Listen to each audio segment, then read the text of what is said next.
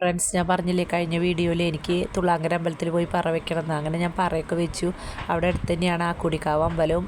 അങ്ങനെ പറയൊക്കെ വെച്ചിട്ട് ഞാൻ നേരെ ജോലിക്ക് പോയി. ജോലിയൊക്കെ കഴിഞ്ഞ് വീട്ടിലെത്തി. വന്ന് ചായയൊക്കെ കുടിച്ചു. പിന്നെ വീട്ടിൽ കുറേ പണികളൊക്കെ ഉണ്ടായിരുന്നു. ഇന്നവിടെ സ്റ്റേജ് പ്രോഗ്രാമാണ്, കുട്ടികളുടെ കലാപരിപാടികളുണ്ട്, അത് കാണാൻ പോകണം. അപ്പം ഞാൻ വേഗം വീട്ടിലെ പണികളൊക്കെ കഴിച്ച് ഞാനും അമ്മയും പിറ്റേ ദിവസത്തേക്കുള്ള കഷ്ണമൊക്കെ നുറുക്കി വെച്ചു. അങ്ങനെ ഞാൻ അവിടെ അടുത്തുള്ള കുട്ടി സാരി ഉടുക്കാൻ വന്നു.